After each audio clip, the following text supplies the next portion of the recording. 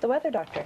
Keith, can you tell me a little bit about The Weather Doctor and why did you start this amazing website? Well, Sue, the reason I started the site was partly because of some of the phenomena you're talking about. Lately, because of El Nino, it's gotten all the press. Everything we hear about the weather is negative. And to me, through my life, I've been a meteorologist for over 30 years now, weather has been something that's beautiful, interesting, fun to look at. So I decided that there was a time to counteract all that bad press weather was getting and started The Weather Doctor. So it's a site that combines science, poetry, and some fun, I hope. Poetry, too. Poetry, too. Oh, fascinating. Can you show us a little bit what you have on your site here? Sure. From the front page of The Weather Doctor, we have a number of different subsections. Weather Eyes is something that I started up to.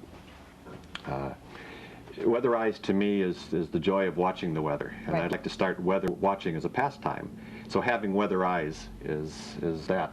So if we go into Weather Eyes, you come up with a couple articles on the joys of weather watching, which goes through how I feel about watching the weather. 10 weather phenomena to look for, simple things that everybody can get, and not the big stormy stuff, but rainbows or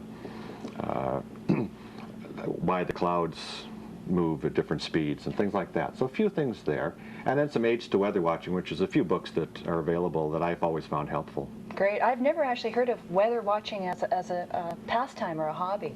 Is there a lot of people that are interested in this? Definitely. If you look on the web in general, I've heard that weather sites outnumber even sex. Wow. So there's a lot of weather sites out there. Well, that's good. A lot of them are based on forecasting, but I was just reading recently, a few years ago, when the Weather Channel in the States went online, and they got 4,000 emails the first day.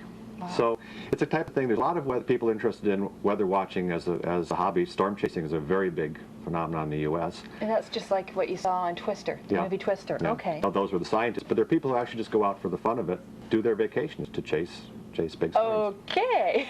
So that's one facet of it, but sky watching has always been a pastime for people through the ages, and weather in changeable areas is very, very fascinating. No matter where you are, practically, there's something in the weather that you can watch. And if you develop that skill, you can see things. You can even watch weather with the doors closed and the windows closed. Really? Because you have other senses. Weather is the most sensual thing almost in the world. Wow. To a human being, because you can sense it with sight, smell, sound. You can even taste if you get some of that good white snow. That's right.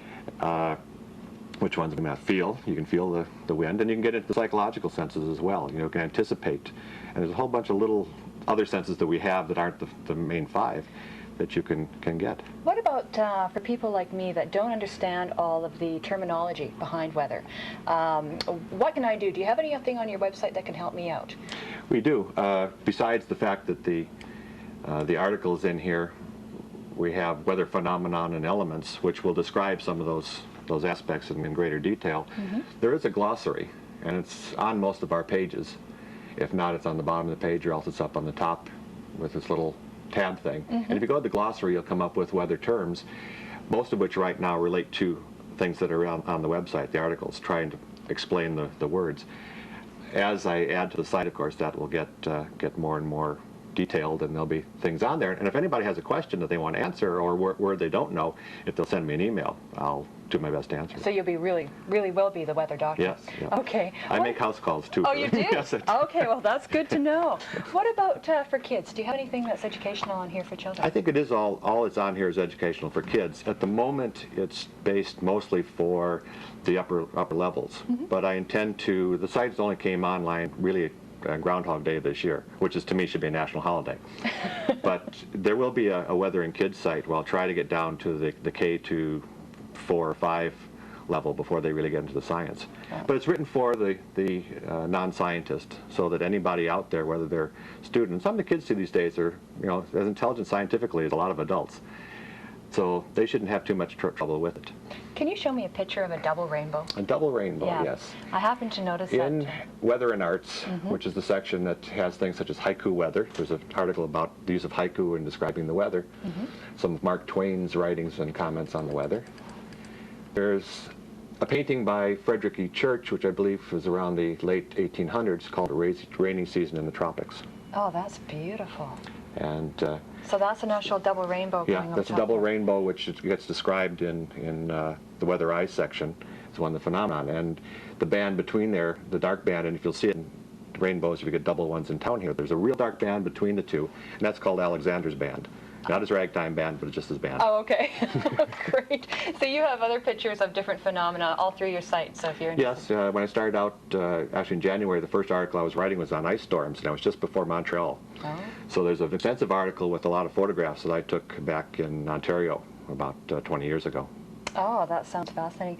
Can you recommend any other good websites that people might want to look at in relation to weather? There are a lot of them out there, and there are a few sites that actually are sites of sites. My favorites, if you're looking for actual weather, is the Weather Network, which is our cable channel. The U.S. Weather Channel has a site which is fairly extensive.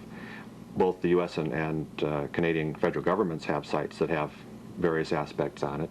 And there's other ones, such as the Tornado Project, which is a very interesting site because the originator decided to research every single significant tornado that's hit the United States since white men first arrived here. He published a book that's around 1,500 pages right now, listing them all. But his site has pictures of tornadoes and questions and games and all kinds of fun, even how to make a tornado. Uh-oh. Okay. Well, thank you very much, Keith. This has been fascinating. Thanks, Sue. Again, that was Sue Connors, our co-host here on our Shaw at Home show.